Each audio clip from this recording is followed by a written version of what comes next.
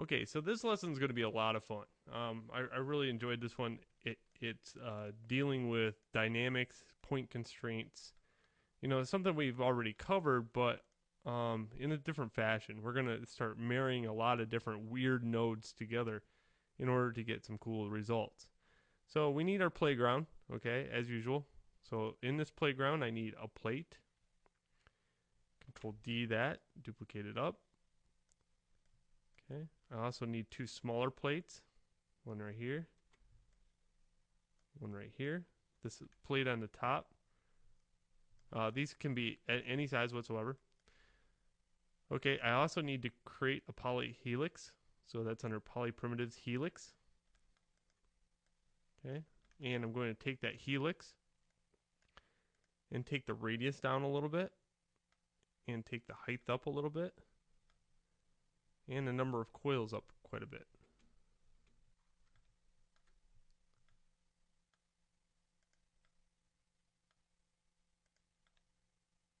Okay, so I have something like this. 6 on the keyboard. Okay, cool. A spring, right? All right. Now, how do we make it look like a spring? Or how does it function dynamically as a spring?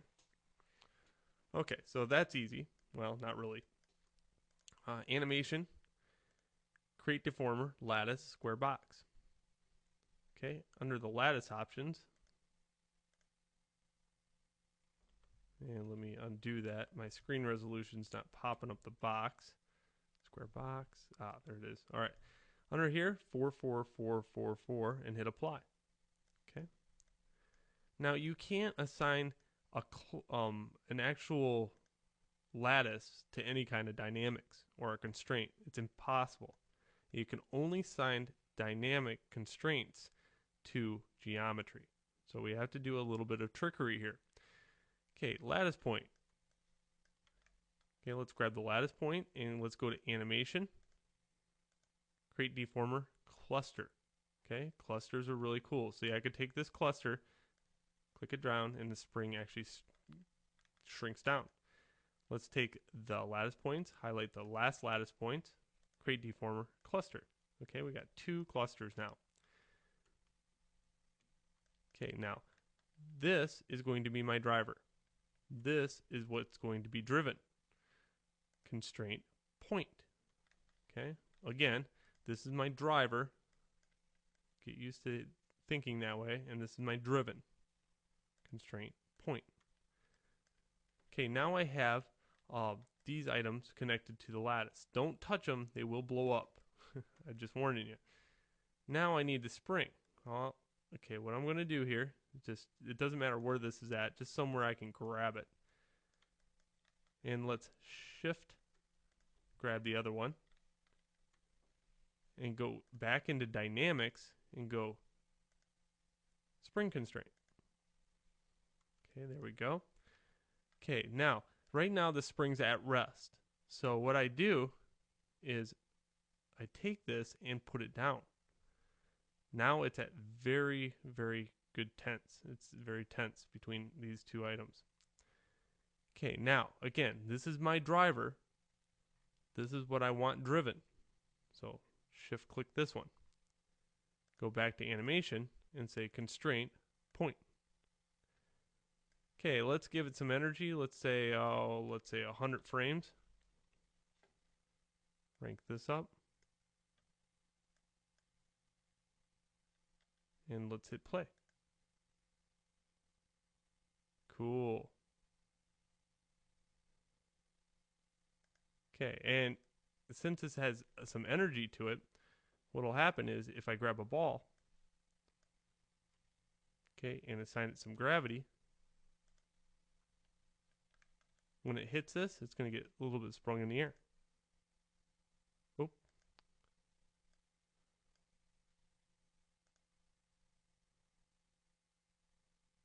I have to do something trickery here.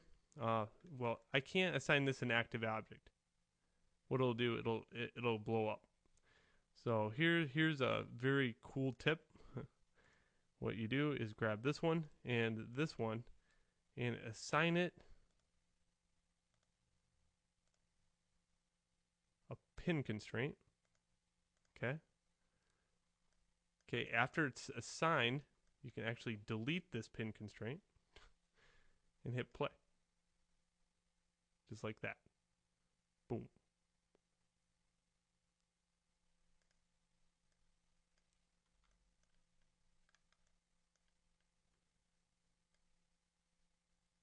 Okay, and if I go back into here, set this active to 0.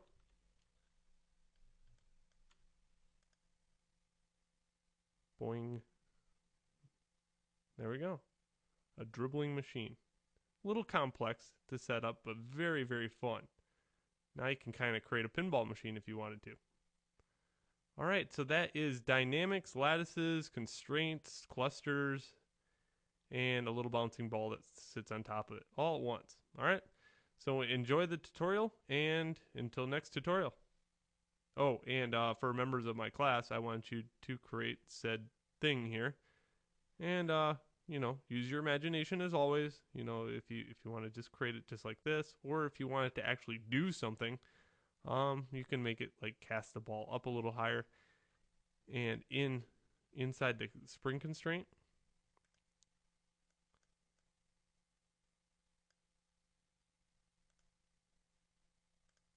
in here,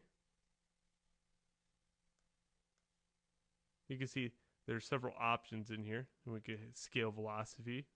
So there's just a little hint there, and you can give that a little bit more energy. Okay. All right. So enjoy, and until next tutorial. Oh yeah, I wanted to touch base one more thing on the spring. If you click on the spring, if just to the rigid solver is the scale velocity, but that solves for the spring. But if you go to the spring, also you have spring stiffness, so you can up the stiffness on that spring to 10.